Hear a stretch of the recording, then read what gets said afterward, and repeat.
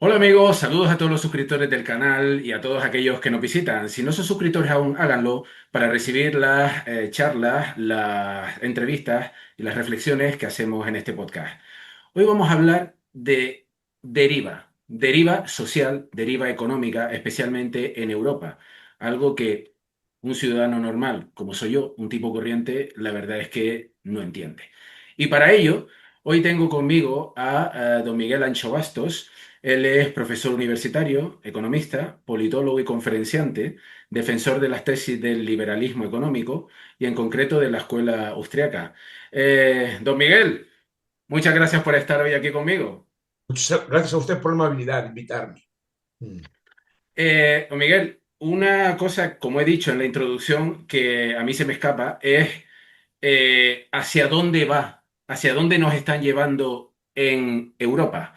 Un continente cuyos dirigentes, yo no sé, trabajando para los intereses de quién, de los ciudadanos europeos, no lo parece, política inmigratoria descontrolada, suicidio tecnológico, suicidio industrial por la ideología medioambiental, en fin, ¿qué estamos haciendo en Europa? A ver, primero, yo ya saben que soy muy crítico no con Europa, sino con la Unión Europea.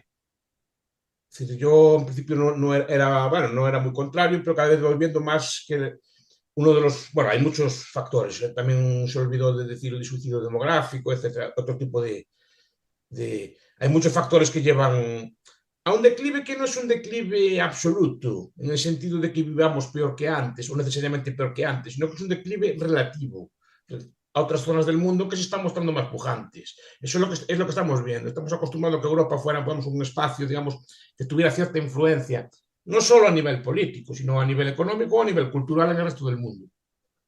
Y vemos que Europa ahora, a día de hoy, ni siquiera se cuenta para los conflictos que hay en su propio espacio empezando la guerra de Ucrania, porque eso no es un otro termo del mundo, es su propio espacio y ni siquiera la llaman a la mesa de negociaciones o las ponen en muy segundo término. Eso es uno de los declives, un declive relativo, no porque el europeo haya sufrido, padecido un declive general en el nivel de vida, ¿no? Eso creo que no se puede, bueno, aunque hay discusiones al respecto, creo que no se puede constatar de forma evidente. En el nivel de vida de las personas, por ejemplo, la esperanza de vida, pues en el nivel de alimentación o de estudios universitarios, no hay un nivel de vida, incluso en renta, pues no, tampoco hay un declive, digamos, muy grande en el nivel de vida. Lo que sí que es el declive es un declive con respecto, se ve que Europa está como estancada, el resto del mundo está como más pujante. Y el declive económico, pues será una consecuencia que podrá llegar a corto o medio plazo, ¿no? Esa es la cuestión.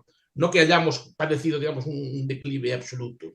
No hay hambre en las calles, ni hay, de momento, ni hay, bueno, una pérdida generalizada de nivel de vida a gran escala, ¿no? Pero sí en términos relativos. Yo siempre pregunto, a ver, de los trastos que usamos, que estamos usando ahora para hablar con estas cosas, ¿cuántos son europeos? ¿No? Las industrias tecnológicas que están liderando el mundo, ¿cuántas son europeas? ¿No? ¿Qué es lo que produce Europa a nivel puntero a día de hoy? Alguna cosa producirá, pero ya no es el líder económico del mundo, ya no es la referencia en el mundo, ya no es el modelo a imitar en el mundo, aunque pensemos que sí, que tengamos esa mentalidad de que sí, etc. Ahora, ¿a qué se puede deber? Y ahora podemos entrar si quieren en debate. Muchos factores. Uno de ellos es la propia Unión Europea. Me refiero como engendro político. Pues es un engendro porque no tiene otro nombre, porque en el sentido que no es, es una figura totalmente nueva, o sea, no tiene muchos precedentes en el pasado exactamente esta forma política que se crea una unión grande, pero con estados semisoberanos debajo, etc. Entonces es una idea nueva, creada en mal momento, con ideas, para mí mal momento, porque responde a una lógica que yo no comparto, la lógica, por ejemplo, de que la integración política de los grandes espacios políticos funcionan mejor. Y yo creo que los espacios políticos grandes funcionan peor que los espacios pequeños. Y que va sobre todo contra el propio genio de Europa, como decía el viejo Rick Jones. Es decir, el genio de Europa, el éxito de Europa, es haber estado siempre dividida. Nunca, jamás, jamás, jamás en su historia Europa estuvo unida políticamente. Ahora se quiere hacer un engendro imitando a China, está unida y vamos a acabar como los chinos, probablemente, pero sin su dinamismo. Porque China también está estancada, ¿eh?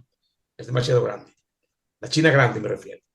Ya, de hecho, ya se está ralentizando. Pero Europa perdió todo su potencial desde el momento que decide aceptar una unión y está sometida, digamos, a una única dirigencia política a gran escala.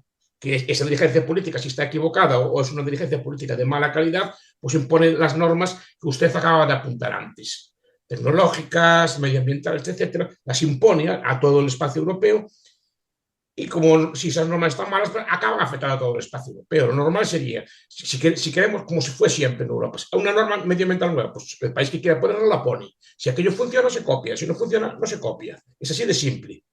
Si era una innovación democrática o lo que sea, pues se copia, se copia si funciona, si no funciona no se copia. Ese dinamismo que tuvo Europa siempre, de que las cosas buenas se copiaban, las malas se iban rechazando, pero el daño que se hacía era a muy pequeña escala, se está abandonando. Entonces ahora se usa toda Europa como un gran experimento.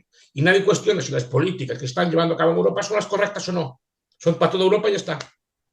Ese es el problema. Y el problema es que yo creo que muchas de estas políticas son malas, no son unas correctas para este tipo de eventos. ¿Cómo se explica que al frente de organismos europeos importantes como la Comisión Europea haya gente con antecedentes de corrupción? Gente al frente del Banco Central Europeo con antecedentes de corrupción, ¿Sí? unos que están y otros que se han ido, Bueno, estos, que además está optando por aquellos países que se le rebelan, ¿vale? Una Europa, una Unión Europea, ¿vale? Para utilizar los mismos términos, porque creo que es lo correcto, efectivamente, cada vez más autoritaria. Que si antes era las votaciones por unanimidad, ahora como no están logrando la unanimidad, pues ahora quieren incluso cambiar sus propias normas para sacar adelante las iniciativas. ¿Cómo se explica que estemos en manos de quien estamos y que estén haciendo cada vez, no sé, con mayor impunidad, sin contar en absoluto con, estos, con los ciudadanos europeos? estos cargos que apunta usted, casi todos ellos vienen de la política de los estados europeos, ¿no? Es decir, von der Leyen era una ministra alemana que creo que Merkel sí quiso deshacer de ella y le mandó para allí. Sí, pero que ya salió de Alemania por Salió de corrupción. Alemania porque Merkel no la quería. Eh, Christine Lagarde, efectivamente, la presidenta del Banco Europeo, ya tuvo sus escándalos, pero creo que viene del FMI. Y además fue una política francesa, no sé si fue ministra de Economía en Francia también, pero son gente que viene de la política tal, Mario Draghi lo mismo, etcétera. Son personas que vienen de la política pues, nativa y que después las colocan allí. Un comisario por cada país, negocian allí los puestos entre los partidos y nombran a alguien para que vaya por allí. Es un puesto bien remunerado, etcétera, pero no es una persona, digamos, que viene como Teresa Rivera, la vicepresidenta, viene de la política española, o en general, miramos los comisarios uno por uno, vemos que son fruto de pactos o acuerdos que llegan a cabo los partidos en cada país o políticos que ya vienen de allí que quieren, digamos, como deshacerse de ellos o ir para allí. No es una clase política especialmente buena. Lo que sí que no es electa, no rinde cuentas a nadie. Y además al final son los que están tomando decisiones. Sí, pero no rinden cuentas a nadie. Tanta democracia no fueron escogidos por nadie. La presidenta de la comisión no fue escogida por nadie. La pusieron bueno, los cabecillas de la Unión Europea, los jefes de los estados, la pusieron a ella y después el Parlamento la ratificó, porque el Parlamento también es muy difícil que discrepen nada, porque tienen una mayoría así entre los populares, los socialistas y los verdes, y entre ellos hacen y deshacen todo, tienen mayoría desde hace mucho tiempo, y todas las políticas se deben a esto, que no hay una alternativa real. No hay discusiones políticas. El Parlamento es una institución que tiene fuerza, cada vez tiene relativamente más fuerza, pero sigue sin ser un Parlamento, digamos, que controle realmente a este Ejecutivo. Aparte que supongo que será muy difícil de Pero controlar. entonces, en qué nivel está la legitimidad de las instituciones europeas entonces? No lo sé. Antes tenía mucha porque se consideraba como un proyecto de progreso, de futuro, con progreso en España y en otros países, ¿no? Pues Europa, más integración de Europa, Europa es la solución, Europa nos va. Incluso a día de hoy la política, cuando hay un problema interno en España, que recurrimos a Europa que nos salve. No, yo lo veo con problemas que hay con Pedro Sánchez, van allí los populares en este caso y protestan allí que Pedro Sánchez da esto y lo otro, como si Europa te fuera a solucionar. Y no, tiene que solucionarlo tú. ¿Qué pasa? Estás en España, eres tú la oposición, no tienes que llamar a papá que te van a defender, pero en medida que haces estas cosas, estás cediendo soberanía y les estás tratando a ellos. Y después otra cosa que apuntaba usted, yo no sé si hay corrupción o no en la Unión Europea, eso no está tan investigado como en los países. Pero sí que hay una cosa cierta, que es más fácil hacer corrupción allí que en un Estado pequeño. Y le voy a decir por qué. No quiere decir que en los estados pequeños la gente sea más honrada necesariamente, ni que no haya corrupción. Simplemente, en un estado pequeño, un estado de reducidas dimensiones, usted puede corromper, pero el beneficio es relativamente pequeño también. Usted puede, pues, por ejemplo, pongamos, yo que sé, pues, Austria o un país cualquiera, ¿no? O la República Checa. Bueno, pues hacemos una corrupción en Austria y hacemos una ley, pero esa ley, allí el coste de sobornar al político o de darle una puerta giratoria o de hacer alguna forma de este estilo tiene X coste. Pero el beneficio es mucho menor porque los beneficios de la regulación o de la norma se reducen al alcance de ese país. Pero si usted consigue comprar un comisario, si usted consigue comprar hipotéticamente unos cuantos eurodiputados, el beneficio es mucho mayor y el coste no es mucho mayor que sobornar a un político nacional. Entonces, claro, cuanto más se concentra el poder, más fácil es para el, no solo para el corruptor, para el lobby o para el grupo de presión, o sea, no necesariamente es negativo, es más fácil presionar a unos pocos que a muchos estados pequeños. Además, los beneficios de la regulación son mucho mayores, por eso están todos los lobbies instalados en Bruselas.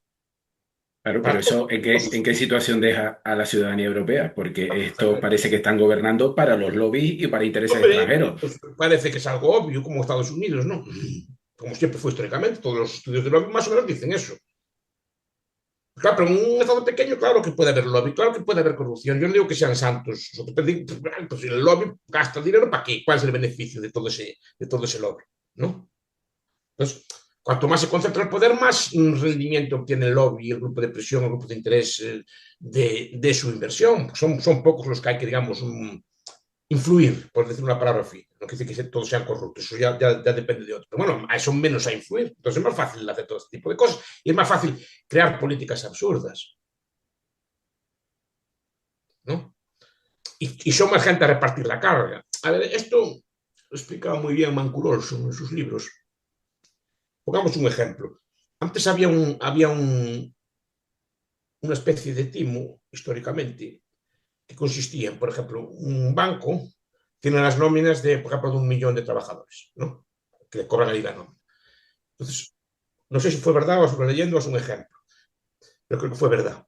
Un empleado del banco dijo, caray, un obrero normal, un trabajador normal cobra, por ejemplo, 1.624 euros,37.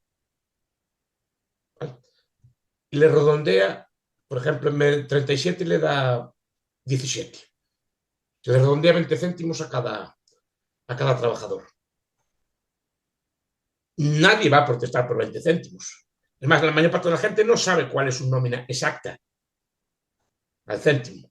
Sabe que tiene una nómina, pero no sabe exactamente cuál es. Si le quita 20 céntimos a cada trabajador, o un euro 20, una cosa así, por 20 céntimos son un banco que tiene 1 millón de empleados son 200.000 euros que van para tu bolsillo.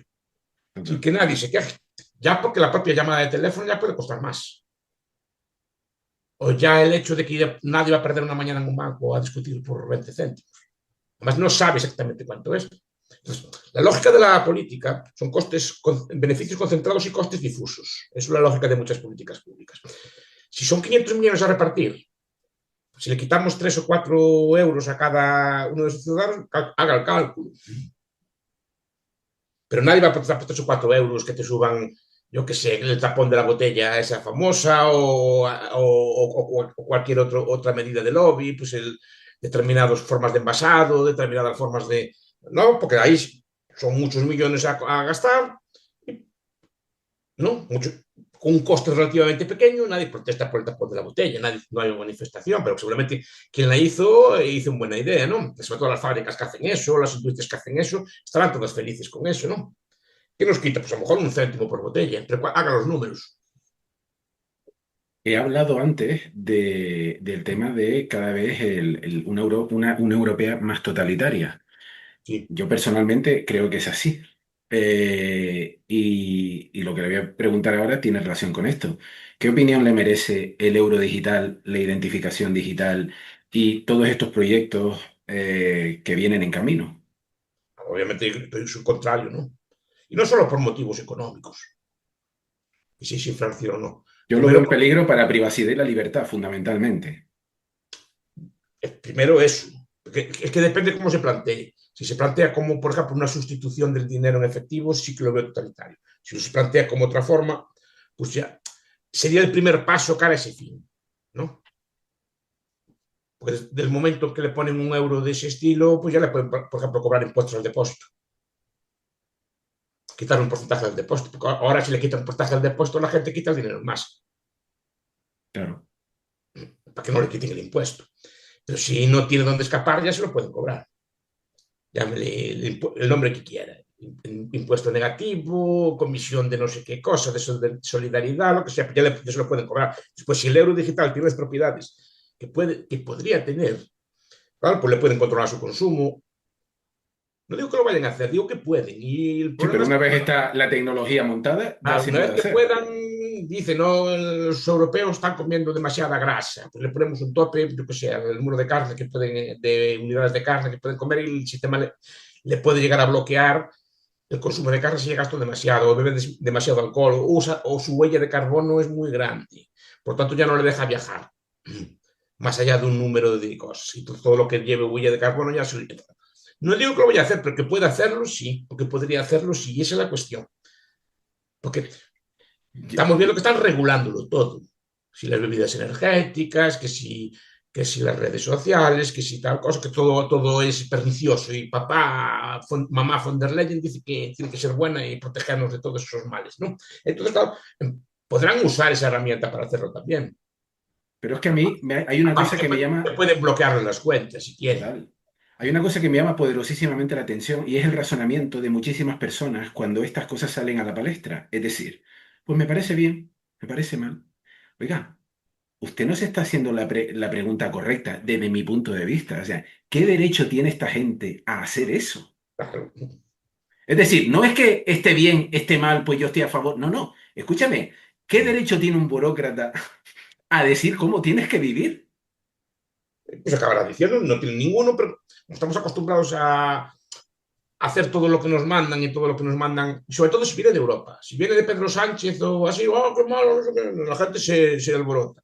Pero si viene de una entidad así tan angelical como la europea, a todo el mundo le parece bien. Si viene de Europa, es una directriz europea y hay que transponerla, hay que transponerla. ¿No? Y todo el mundo le parece de maravilla. Pero si lo hiciera el gobierno español, la gente armaría en cólera, será contra Pedro Sánchez, contra Feijóo, o contra quien estuviera en el gobierno. Porque viene de España, pero si viene una cosa de Europa, en Europa, aquí somos a veces muy papanatas para estas cosas. Como vienen de Europa, parece que allí es un sitio angelical, que todo funciona bien, que todo es neutral, que todo es científico. No, son como los de aquí, o yo creo que incluso peores que los de aquí. Yo Como tengo podría, la opinión de que son peores incluso. sí. Pero la imagen que tienen no es esa. Correcto. Es una Sí, sí, imagen sí, de sí, sí. como tecnócratas eficientes que hacen las cosas. Y nos va llevando lentamente, pues claro, pues no sé si es totalitarismo, ahora le llaman despotismo blando o una cosa así, no es exactamente totalitarismo, porque el totalitarismo, por lo menos como lo usamos en ciencia política, es un concepto bastante técnico, no es un concepto que valga para cualquier cosa, pero sí un despotismo blando, o sea, un despotismo paternalista que no nos deja tomar determinadas cosas, nos impone conductas, digamos, conductas virtuosas, deciden ellos lo que tienen que hacer y lo que no podemos hacer, ¿no? Cómo tenemos que hablar, cómo tenemos que comportarnos, hasta nos dirán cómo tenemos que comportarnos a la mesa y cosas por el estilo, ¿no? Ya algunas comidas ya casi se restringen, que huellas de carbono, cosas por el estilo. Entonces, al final, los tipos de excusas irán lentamente controlando, pero según sus criterios, no según los nuestros. Lo que ellos entienden que es bueno. Esas personas no son necesariamente ni mejores ni más sabias que usted, ni que la mayoría de la gente que está oyendo. Son personas puestas allí en un partido, por un partido en una lista, cualquier persona que va a un partido en una lista acaba saliendo. Y esos son los sabios de Europa. Yo creo que si le preguntamos a las personas los nombres de 3 eurodiputados, del número 2, los diputados número 2 del partido que votaron, no me lo saben decir. Totalmente, seguro, Digo, del seguro. partido que votaron, ni siquiera de otros. Del partido que ellos votaron para Europa, que me digan el número 2 o el número 3 que fueron en las listas. Seguro. Y por eso, entonces, que gente que no se conoce son pues, puestos allí por el motivo que sea de los partidos y ahí los quieren dictando las normas de convivencia. Sin embargo, además, son los mismos que están llevando a la irrelevancia de la propia Unión Europea en el Por mundo. eso. Y claro, seguimos por la misma vía. Incluso algunos de los dirigentes europeos, caso de Macron, caso de Sánchez aquí, cada vez más deslegitimados, porque es que, bueno, el caso de Macron es escandaloso, el poco apoyo que tiene a nivel nacional, pero siguen para adelante y parece que las sociedades no reaccionan, salvo quizás en el este de Europa, que hay países que sí reaccionan más, la sociedad, pero aquí, No, porque aquí tenemos, repito que tenemos esta especie de idea de que aquello es mejor que aquí, que la clase política de allí es mejor que la nuestra. Claro, nuestros políticos, sin que tampoco sea especialmente partidario de ellos, más o menos los conocemos y los vemos como en el día a día, vamos viendo las cosas que hacen, entonces normalmente pues ya no son tan legítimos. Cualquier cosa que hace nuestros gobiernos normalmente es rechazada, pero de Europa no. Nadie lee los boletines de la Unión Europea, no hay una información en la política cotidiana, en los radios, en las televisiones, en las redes sociales, no hay un debate, por ejemplo, sobre las directrices europeas. Podemos discutir si Pedro Sánchez hizo esta cosa o la otra, si esta ley es buena o la mala, si hace presupuestos o no hace presupuestos, todo este tipo de cosas, ¿no? Pero no debatimos nunca las directrices europeas. Nos parece todo muy bien, y repito, el ejemplo del tapón es un ejemplo tonto, que no, sé que es un ejemplo tonto, pero es un ejemplo claro. Un día, de repente me encontré que las botellas tenían un tapón y después me vertía el agua y ¿quién puso esto? ¿Dónde se debatió esto? Yo no lo vi en ningún medio de comunicación, que ese tipo de cosas. Por poner el ejemplo del tapón, ¿eh? Que podíamos poner algunos sobres del aceite, otro tipo de cosas así que hace la Unión Europea supuestamente por nuestro bien. Y por ahora porque hay que tomar el aceite, no se puede usar la aceitera o no se puede usar, por alguien lo, y, pero eso no se debatió.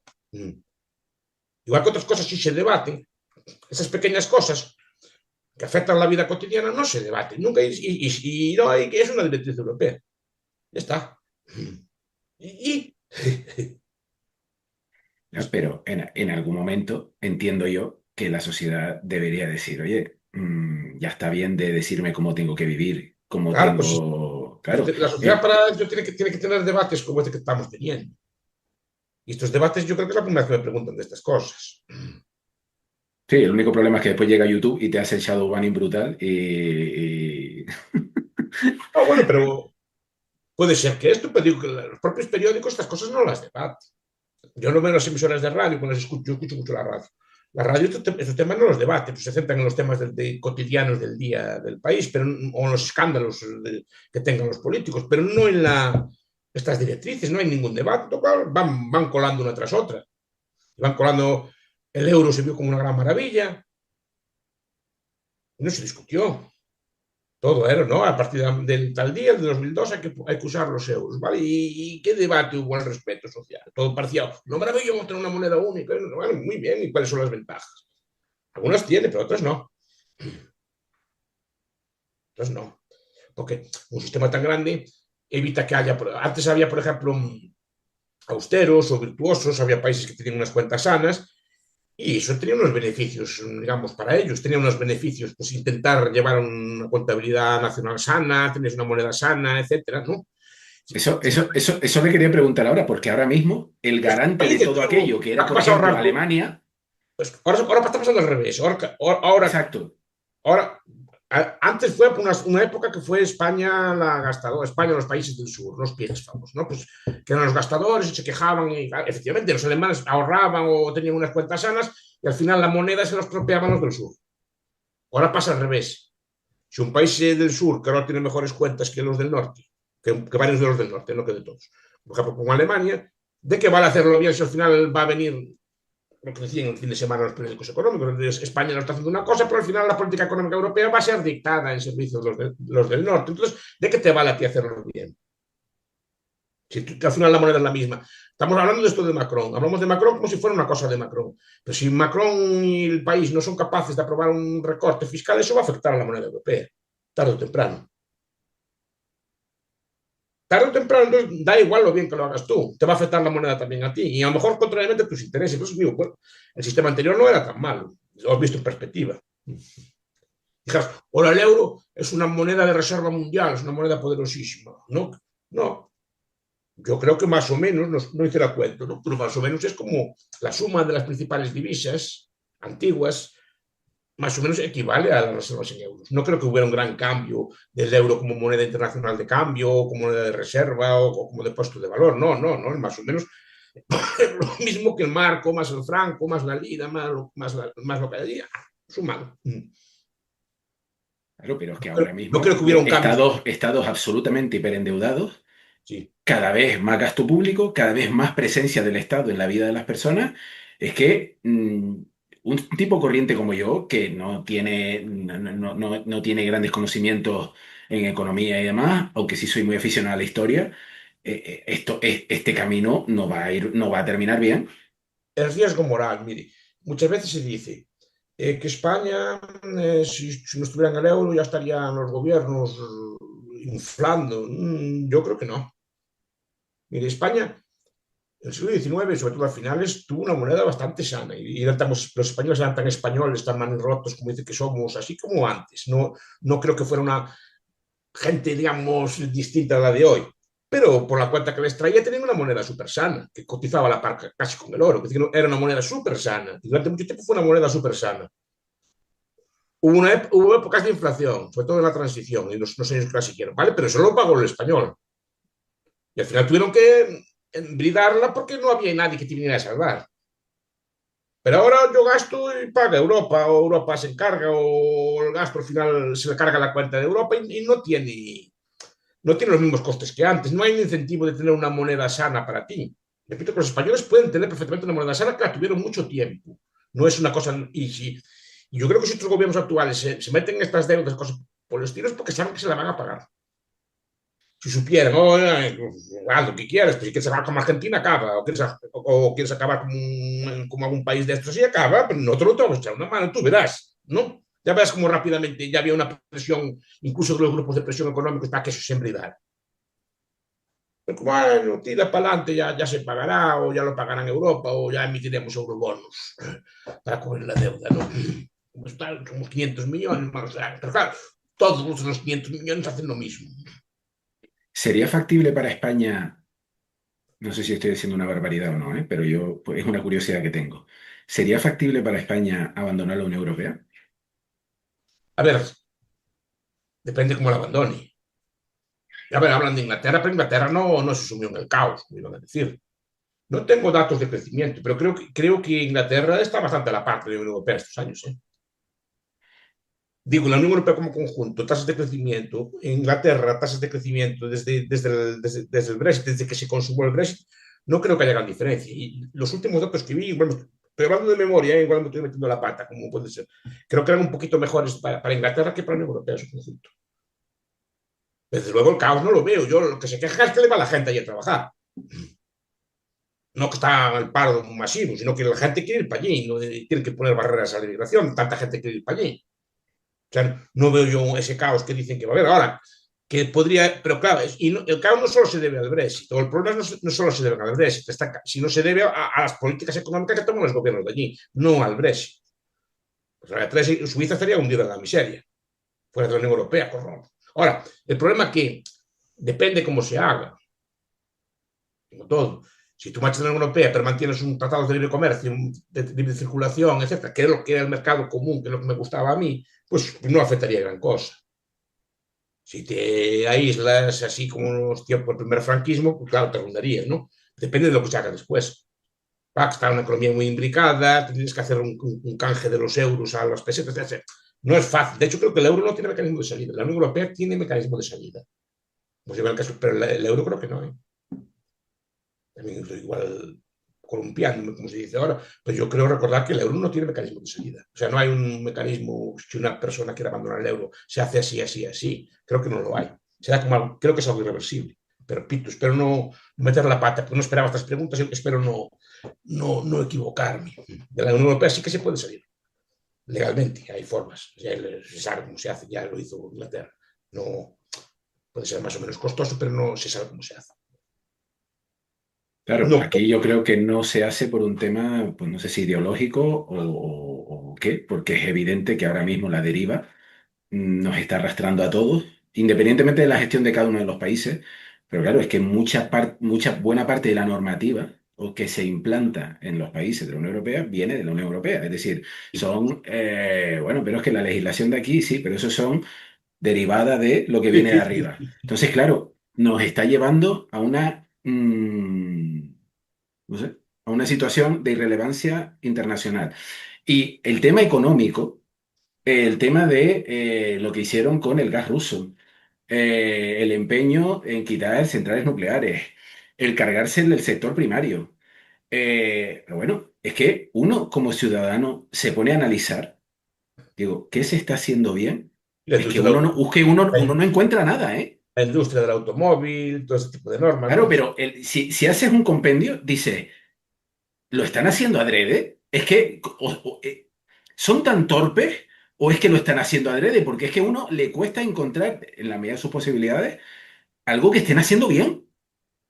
Sí, pero no sé si es adrede, o sea, adrede están haciéndolo porque están tomando estas medidas. No sé si esperan que estas medidas tengan estas consecuencias que tienen o no. Puede ser que sí, puede ser que no. O sea, ellos la medida la toman. Esperan que a lo mejor que el daño no sea tanto, que no pase nada o así, o bueno, o saben las consecuencias y lo aceptan igual.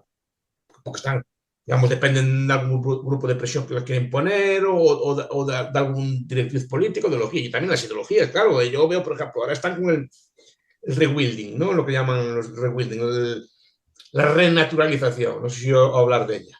Sí. Bueno, esto se le ocurrió a un señor, a un biólogo casi muy famoso, que se llamaba Edward Wilson, un libro que se llama Medio Planeta. Es un teórico, bueno, es un biólogo, así como un entomólogo en este caso, muy famoso, que tiene mucha repercusión, un libro que se llama Consiliencia, no sé, entonces también escribió un poco antes de morir un libro que se llama Medio Planeta. Vale, entonces él decía que había que dejar la mitad del planeta para la salvaje, para que vieran las fieras y se naturalizara el mundo, ¿no? Bueno, pues alguno de estos burócratas debió leerlo, dijo que buena idea más buena. Vamos a aplicarlo esto. A mí me parece, de hecho aquí hemos tenido a gente hablando del tema del clima y demás, además de que están mintiendo en muchas cosas, auténticas falsedades se están diciendo, esa crisis climática, ese vamos a morir todos, ese origen antropogénico de toda esta historia, aparte de que eso no es verdad, a mí me parece que hay mucho tarado. Esa es mi opinión personal, que hay No, a mucho ver, tarado. yo no me meto en ese tema, que yo de temas de clima, así yo no sé. Yo no me gusta hablar de lo que no sé. Yo puedo hablar de las consecuencias económicas de lo que están haciendo, pero no del. Claro, No, es que ese es el problema, que tiene unas consecuencias desastrosas eso económicas. es lo que puedo hablar yo y si las consecuencias van a ser las mismas o no, pero no sobre el hecho en sí. Yo no sé medir un gas, yo no sé si hay más CO2 o no, porque yo no sé ni siquiera medirlo, no sé cómo se mide eso. Entonces, yo no me meto en eso. Yo, en principio, aceptemos que sea así, ¿no? Pero estoy hablando de esto del medio planeta porque sí que es una ocurrencia del señor este y supongo que algún burócrata la leería y dice que guay, mira qué idea más buena para poner en Europa. Y ya se le ocurrió la idea esta, y claro, ya quieren abandonar cultivos, ya quieren hacer un montón de cosas, supongo que lo irán abandonando, ¿no? Y muchas otras medidas verdes, ponerle un plazo a la transición energética a partir del 2030. Eso no se Claro, puede. pero el problema es que las consecuencias que tiene eso es que después favoreces a determinadas naciones, es decir, te cargas lo tuyo, pero lo traes de otro sitio. Sí, que contamina más. No, no solo contamina más, sino que además le haces la competencia a tu propia gente. Sí, sí, por Entonces, eso. Es oiga, es desastroso que, porque. claro, vuelvo a lo de antes, es decir, esto uno tiene que pensar, oye, vamos a ver, aquí debería haber alguien que se planteara en un momento determinado, señores, estamos haciéndolo todo mal, en contra de los intereses de los ciudadanos europeos. Sí, el problema es que nosotros ciudadanos europeos, yo aquí en Galicia, donde estoy yo, bueno, ¿cómo llego yo accedo yo a un señor que está a 3.000 kilómetros, que ni siquiera puedo acceder a él, seguramente no habla ni mi idioma, ni le interesa nada? Yo lo veo muchas veces cuando discutimos en Galicia los temas pesqueros. Al señor este comisario que hay de pesca es un señor lituano que seguramente nunca subió un barco de pesca, ni un barco de pesca, pero le tocó el puesto porque le tocó el reparto de ese puesto. Igual le da por legislar cosas, por estilo de cosas que no sabe nada, pero se carga sectores enteros en el proceso. O sea, afecta a la industria, además como afecta muy sustancialmente un señor que a lo mejor no sabe ni de qué va esto, le parece muy bien que haya unas cosas verdes allí, que no se pueda pescar en no sé qué zona, bueno, pues y lo pone y le parece muy bien. más viene de un partido verde o así, pues que se ponga, ¿qué más da? Yo no, en Lituania, que es donde soy yo y a donde voy a volver yo, eso no afecta, pero a otras zonas de Europa sí. Pero eso lo hacemos todos. Nosotros, supongo, los comisarios españoles toman decisiones sobre Lituania sin saber dónde está Lituania. Sin saber nada de ella, me refiero, ¿no? Sin saber nada de ella, pues, pues que vayan para adelante, en transición energética, ¿vale? Pues mire que aquí necesitamos el gas, que aquí no tenemos, es igual, transición energética para todo, ¿no? Mira que dependemos del gas ruso, es igual, todo prohibido, que está muy mal, que emite CO2. Vamos a poner sol en Finlandia, placas solares en Finlandia, ¿no? Mira que aquí no hay sol, es igual, es ecológico. Así que son cosas A precisamente mí me parece absolutamente demencial. por querer legislar para todo el mundo. Pero el problema es cómo llega la voz de un ciudadano, pues en un país cualquiera de Europa, a estos núcleos de poder. No tiene forma. Porque a Pedro Sánchez aún le puedes, va a una cosa o le puedes chillar o le puedes decir una cosa. No estoy diciendo que se haga, pero aún puedes tener acceso a él, ¿no? De alguna forma o de otra. A tus gobernantes aún tienes acceso para llegarles a ellos. O si no es a él, la gente próxima a él, que le lleguen las cosas. Pero un señor de este estilo que vive en su burbuja, ¿cómo le llegas? Seguramente no se entera ni de lo que pasa en Canarias, ni de lo que pasa en Galicia, ni de lo que pasa allí. No sé. Me da igual, él tira para adelante y ya está. Es el problema de un país de un sistema muy centralizado. Yo siempre defendí el mercado común, pero no la Unión Europea. El mercado común es que unos países europeos se ponen de acuerdo entre ellos y dejan circular las mercancías, dejan circular las personas, ponen ciertos acuerdos pues, monetarios o lo que sea así, pero no quieren crear una superestructura de poder encima de ellos, sino que simplemente son acuerdos entre países y ya está. Porque hay que crear a closer union, como dice la Constitución, el fallido, gracias a Dios, proyecto de Constitución, ¿no? Una Constitución cada vez más cerrada, más próxima, más unida, ¿no? Y siguen leyendo, ¿no? La solución es más... ¿Cuáles son tus problemas? ¿Cuáles son problemas de Trump y así? No, la solución es una Europa más unida, aún más integrada. Hay que disolver casi con los estados y que las comisiones europeas tengan cada vez más poder. El Parlamento Europeo tiene cada vez más... Y lo que está leí en la prensa el otro día, y en prensa de derechas. La solución es más Europa. Pero vamos a ver, no se dan cuenta que cuanto más Europa tenemos, nos está yendo peor. Desde luego Europa ahora, con todo como está más unida que nunca en su historia y los resultados están bien. Y cuanto más la unamos, peor va a ser. En mi modesta opinión. Bueno, pues quieren seguir con más Europa. En vez de decir, bueno, vamos a recapitular, vamos a intentar volver a un sistema pues, más relajado, quitarle poder a la Comisión, llegar a acuerdos entre los países, que no, o por ejemplo, lo que decía usted al principio, el veto, sí que se puede vetar, que un país puede vetar. Norma como era antiguamente. Si no le gusta una norma, va allí, planta el veto y planta el veto. Yo personalmente soy partidario de la desobediencia civil a gran escala, pero para eso tiene que haber unión de la sociedad, que no la hay. La sociedad civil es muy difícil eso, muy difícil de coordinar, además tiene unas consecuencias muy grandes, porque no puede hacer desobediencia civil así de forma fácil, claro, que no trabajan los médicos ese día, o sea, me explico, no hay transporte, o sea, no, es muy difícil. No hay unidad para eso. No es que tampoco no sé si es deseable. Es decir, que no vamos a dejar un día sin médicos, un día sin electricidad, o un día sin los servicios, sin determinados servicios básicos, ¿no? Entonces es muy difícil llevarla a cabo. Lo que sí que hay que hacer es, yo creo mucho en el papel de las ideas, por lo menos yo puedo estar equivocado como que otra persona, y estos debates me gustan. El problema es que estos debates no se dan. En cuanto hablan una cosa de estas fascista, no sé qué, no sé cuánto, ya está. No, vamos a discutirlo. En esta cosa estoy abierto, o sea, no es una cuestión de dogma de fe. Para dogma de fe ya tengo la religión. Pero este tipo de temas creo que se pueden discutir, pero parece que hay un tabú a discutir de estos temas. Y a mí es un tema que me parece interesante. Repito que puedo estar equivocado, pero normalmente no hay un debate abierto. Ya se usa ya la palabra clave fascista o no sé qué, y ya eurófobo o lo que sea, y ya estás condenado. Ya no tienes acceso, digamos, a este tipo de Hombre, debates. si a mí personalmente me preguntan por, ¿usted es eurófobo? Si esa eurofobia habla de la Unión Europea tal y como es ahora, yo soy eurófobo. Sí, Claro, yo no soy efectivamente. eurófobo. A mí me Yo gusta Europa también. como fue siempre, dividida en muchos estados, y cuantos más estados, más Europa era. Cuantos más estados, mira lo que estoy diciendo. Los procesos de integración a mí nunca me hicieron mucha gracia. Mucha gente le hace mucha gracia, a mí no me hace mucha gracia. Creo que unir a Alemania fue un error muy grande, por ejemplo. Se vio en la historia. ¿Cree que cada vez hay más presencia del Estado Da igual que sean los estados nacionales, la influencia de Europa en los estados y con ello, más influencia del Estado en nuestra vida. Sí, claro, todos los aspectos en ámbitos antes impensables. A ver, el Estado de antes tenía una capacidad, digamos, coercitiva muy grande, lo que llamaban el Estado despótico. Le decía, pues le corten la cabeza. Bueno, pues a lo mejor le cortaban la cabeza, era despótico, pero no tiene capacidad de penetración que tiene la vida de hoy, porque hoy cogen ya desde pequeño, ya los llevan a una guardería así, ya lo educan con unas cosas, en las escuelas hay unos currículos estatales, ya cuidan de nuestros ancianos, ya nos dicen que hay que comer, ya nos dicen cuáles son las formas correctas pues, de entablar las relaciones amorosas y sexuales, ya nos están diciendo todas las cosas como tienen que ser. O sea, ¿cómo y de hecho, pues, vivimos de él, nos hace la moneda, cosa que antes no hacía. Antes la moneda era privada, que era oro y plata, que circulaba por todo el mundo. O sea, no era una moneda derivada del Estado, etc. La propiedad estatal es muy grande, etc. Y la capacidad de regulación y control es mucho más grande en todos los ámbitos.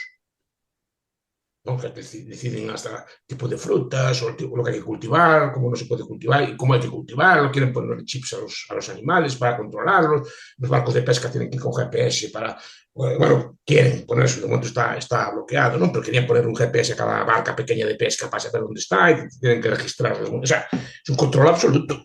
Y si llegan estos inventos de euros digitales o monedas digitales, aún más. Solo nos falta eso, como decían los de las vacunas, que nos pinchen el chip, que lo pinchen el chip directamente.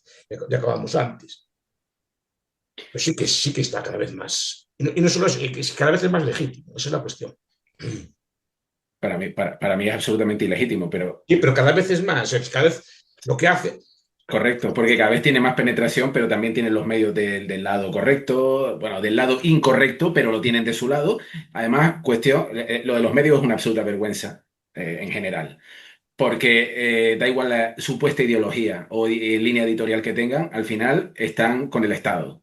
Es una cosa Claro, impresionante. los que estén con el Estado, es que muchas veces el Estado, los grandes medios, es quien los financia, con publicidad, dándoles licencias de radio, de televisión o con determinados fuentes de noticias o lo que sea, la propaganda institucional, todo ese tipo de cosas, pues claro que le ayuda a que los periódicos sobreviven, entonces ¿qué van a hacer? Uy, Ya el por gerente dirá, oye, yo tengo que darle de comer a 200 familias, por ejemplo, ¿y cómo hago yo? ¿No? sí, A ver, no, el periódico yo lo entiendo, claro. estás contribuyendo a Internet, cargarte a destruir una sociedad, pero bien, vale. claro, pero Sí. bueno, quiero decir, entiendo también la lógica, ¿no? Si fuera el gerente, diré, mira, pues está tal, pero si no, ¿qué hacen estas familias? Pero claro, están teniendo la competencia de medios como este, por ejemplo, o de otro tipo de cosas, que puedes acceder a información de este. De hecho, una parte de la crisis de la prensa actual es que la gente, muchas personas prefieren informarse por otros medios. Cuidado que no siempre son los mejores, ¿eh? Cuidado que no siempre son los mejores. Pero claro, empiezas a ver otros medios, claro, ahí pierden el control, digamos, el dominio de los medios, por eso quieren intentar a ver cómo hacen para controlarlos. Don Miguel, habíamos pactado una hora. En Sí, estos últimos 10 minutos, sí me sí. gustaría preguntarle por una cosa que me parece fundamental. ¿Qué puede hacer el ciudadano corriente, ¿vale? Un tipo como yo, un tipo como usted, un tipo como cualquiera de los que nos está viendo, cada vez más empobrecido, inflación, pérdida de poder adquisitivo, un Estado que cada vez se mete más en la vida de nosotros? ¿Qué puede hacer el ciudadano corriente? Porque esto, llegado el momento, a la vaca no se le va a poder ordeñar más. Pero primero, saberlo, porque eso ya es el primer paso. Porque el problema en este tipo de cosas es que estas cosas no se discuten, no se saben y se piensa que el gobierno nos mete en casa en la pandemia y todo el mundo le parece de maravilla. O sea, hay que saberlo, ¿no? Porque los viejos anarquistas decían que la obediencia tiene que ser consciente. Yo, por ejemplo, yo no llamo a la rebelión, ni llamo a la lucha armada, ni a la lucha popular. No es ese mi objetivo, ni movilizar socialmente, ni cosas por el estilo. Primero, saber que estás obedeciendo. Porque no es lo mismo la obediencia, digamos, automática que la obediencia consciente. Porque dicen, no, este señor está mandándome esto. Pues tendré que hacerlo, pero cuidado, ¿y este quién es para mandar en mí? Ya empieza uno por dentro como a rebelarse. Pero ese es el primer paso. Saber que le están mandando. No repito, nada más, obedezca, no se meta en lío. Yo no digo que le metan una multa, ni que se arriesgue, simplemente sepa que está obedeciendo. Porque entonces ya el coste para el gobierno de meter las leyes ya cada vez es más difícil. porque hay muchas formas de resistir, de entrada, no colaborar. Repito, no desobedecer, pero otra cosa es colaborar. Decir, ay, qué bien, vamos todos a hacer las cosas, ¿no? Todo lo que nos dicen que bien está, espera, vamos a resistirnos. A ver cómo podemos resistirnos. Pues, usando dinero en efectivo, por ejemplo, negándose a acatar a la medida que se pueda las normas que dicen. Pues si quieren poner determinadas movilidades, pues yo no me da la gana de comprar un coche de esos. ¿Qué es lo que está pasando? Tuvieron que relajar las medidas porque la gente no colaboraba. Nadie desobedeció. Y yo tampoco estoy diciendo eso, pues simplemente yo no me niego a aceptar esa cosa. Yo no quiero ese coche así, por ejemplo. Entonces, si mucha gente lo hace, la medida fracasa. Yo no quiero. Usamos efectivo, por ejemplo, usamos efectivo, ¿vale? Si usamos efectivo y cuando no, si todo el mundo usa efectivo, la transición es mucho más difícil. No se puede hacer, hay más resistencia. Y cosas de ese estilo. Simplemente, bueno, muy bien, usted manda. Yo acato. Ya, no acato de buena gana, ya no lo hago yo contento. El problema es cuando muchas personas colaboran con cualquier cosa que dice el gobierno, con cualquier cosa, cuidado, no digo con todas, hay que discutir una por una, con cualquier cosa que dice el gobierno y con cualquier cosa que dice el gobierno está bien, cuidado, hay cosas que dice el gobierno que está bien y otras que no tienen por qué estar tan bien, y eso es lo que tenemos que discutir. A ver, debates públicos de esto, repito, debates públicos no solo con gente como yo, sino con gente partidaria, de otras posturas, gente europeísta, esos debates deberían existir. Es que muchos debates no se dan. Es la imposición y se acabó la historia. Sí, será como que es así, que es lo bueno, pero a ver, vamos a debatir. No estamos en una democracia deliberativa. No tenemos medios a día de hoy para hacerlo. Por ejemplo, estas páginas de internet, estas páginas, estos podcasts o estos páginas de YouTube. No, pero pues tenemos, ahí podemos debatir gratis o podemos hacer. Yo, de hecho, bueno, tengo ido a varias discusiones de este estilo y dialogamos de buenos modos. Yo no soy así una persona que vaya a montar bien, pero me gusta compartir ideas y a ver usted qué dice de estas teorías. Bueno, pues yo digo estas, vamos a discutirlas. Pero esos debates no se dan. Estos debates electorales que hay son y tú más, y tú estás más corrupto. No, a ver, vamos a discutir un poco de, vale, ya sé que hay corrupción, ya sé que hay daño y hay que sacarlo, pero usted ve un debate electoral y todo va de eso. Que tú robaste, pues tú robaste más antes y tú hiciste lo esto y tú hiciste Pero lo. ¿no A ver, cree que vamos a también es debates una, de no política crees que agraria de verdad. también, no cree que también es una forma de distracción sobre los verdaderos Claro, problemas? yo creo que sí, que no quita que esos problemas no sean problemas, pero claro, vamos a discutir un poco qué le pasa a los agricultores, a ver qué pasa con esto del Mercosur, vamos a discutirlo un poco, ¿no? A ver qué pasa, no, ladrón, corrupto, no sé qué, tal, vale, pero, y mientras nos van metiendo en las normas, yo digo, a mí, ya que hay estos foros públicos, debatámoslas un poco las políticas, o en contra, a favor de Europa, en contra de Europa, me alegra este debate porque normalmente nadie habla, no se escuchan normalmente argumentos así de este estilo. O cuando se escuchan normalmente no están especialmente bien elaborados, es una especie de reacción instintiva, pero no se elaboran esto y lo otro. Hay que discutir un poco estas cosas. ¿Y por qué Europa Unida es mejor? ¿Dónde se ve? ¿En qué se concreta? ¿No? Pues eso A parece todo el ver, mundo. sinceramente, hace aproximadamente siete Pero meses, tan obvio, pero yo no lo soy. No soy. yo cuando hace 7 meses inicié este podcast fue por indignación acumulada de varios años. Y dejé de pensar, bueno, vamos a Sí, hablar el sí. tema amigos, familia, no, no, así no se arregla nada, hay que llegar a más gente. Pero claro, yo soy un tipo corriente, pero hasta la gente corriente como yo se da cuenta de que vamos por mal camino y que hay mucha manipulación y que los que dicen de controlar la información y controlar la desinformación son los que más desinforman. Y el problema es que hasta la gente más moderada se va radicalizando. Y al final, esto no va a tener buena solución. Y entonces yo me gustaría que hubiera más debates, pero cuento con que los medios actuales, los medios de comunicación, no lo hay, ni lo va a haber, ni está ni se le espera. Entonces, yo soy partidario de la desobediencia civil y efectivamente estar informados. Pero es que nos están empujando a situaciones que yo no sé cómo va a acabar esto. Porque te sablan económicamente, te imponen medidas que coartan tu privacidad y tu libertad. Es verdad, muy lentamente, muy paulatinamente, pero lo están haciendo. Entonces, al final, o pones pie en pared o esto va a acabar, no sé, Y en todas seremos formas, ganados. no seamos tan pesimistas. Y le voy a decir por qué. Porque muchas cosas que ya se empiezan a discutir. Por ejemplo, se está discutiendo ahora el salario mínimo. Es un ejemplo, ¿no? El gobierno decreta que otras personas tienen que pagar un sueldo que ellos deciden a sus trabajadores, ¿vale? Lo deciden ellos, no lo pagan de su bolsillo, deciden que otras personas tienen que pagar, ¿vale? Está siendo contestado. Yo ya soy viejo, entonces ya recuerdo, yo llevo mucho tiempo siguiendo la política por beneficio, ¿no? Llevo más de 30 años de profesor y ya de estudiante me gusta, o sea, llevo mucho tiempo siguiendo la política. Ahora está contestado. Que a lo mejor no gana, pero está contestado. O sea, ya no es como antes que salía en el periódico, su mañana salía el mínimo, todo el mundo aplaudía. No había ni una sola crítica. Y ahí pensé, las pensiones, yo ya veo que empiezan a ser contestadas. El modelo actual empieza a ser contestado. Y el modelo de revalorización automática, que todo el mundo antes, ay, qué bien, empieza a ser contestado. O sea, que ya no la política verde. Antes decía que verde, qué bueno y tal. No, ahora hace años que empieza a ser contestada también. Y eso no, porque empieza a haber debate, empieza a haber medios alternativos, empieza a haber otras ideas. Lo bueno es que sean ideas también pues, de calidad, ¿no? Informadas, de que no solo eslogans o que también pueden ser útiles, ¿no? Pero no solo el meme, no solo cosas, sino también un argumento informado, un debate explicando estas cosas. Ya empieza esto a, yo llevo años en estas cosas. Antes no era así, era mucho peor. También se lo digo por el hecho que usted me entreviste, por ejemplo, ya es un cambio. Un señor que no. Está usted en Canarias o dónde está. Yo en Madrid, soy canario, Madrid. pero vivo en Madrid. Sí, bueno, pensé que estaba. Bueno, pues desde Madrid, que antes no nos conocíamos de nada, pues estamos aquí hablando. Antes Cosa no, que agradezco. no, pero igual esta opción no la tendríamos.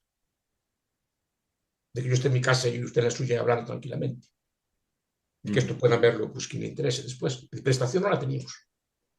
Estábamos solos, yo en mi esquina, usted en la suya y cada uno hablaba de su casa, pero no teníamos forma de hablar o de llegar. O que se vea este vídeo, pues las personas que lo vean, que comenten después, que a mí me gusta que se comente.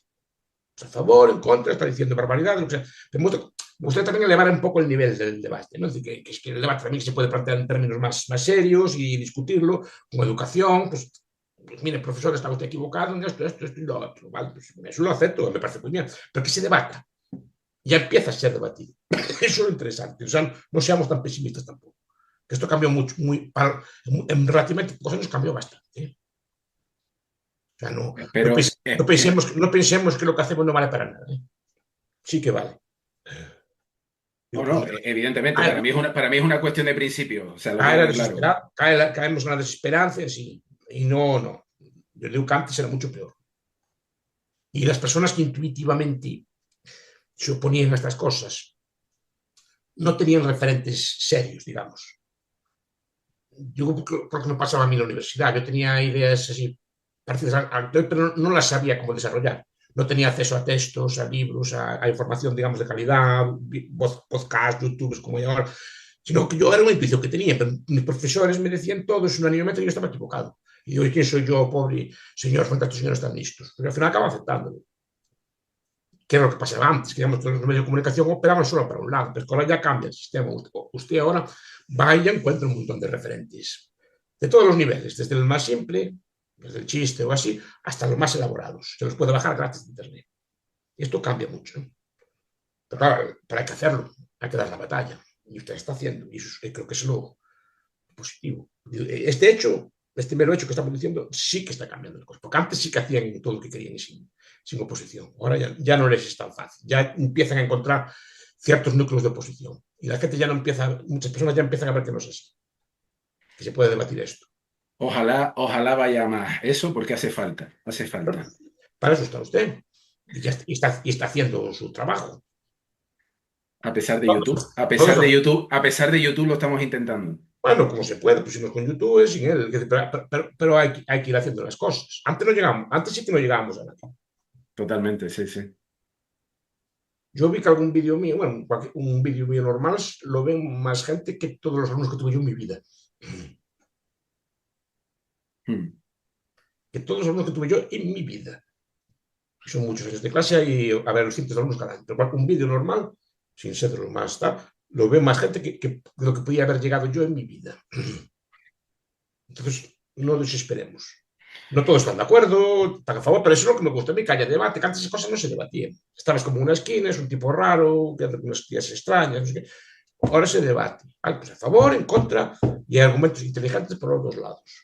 Pero me gusta que se plantee, que es un debate, no que te lo den hecho ya.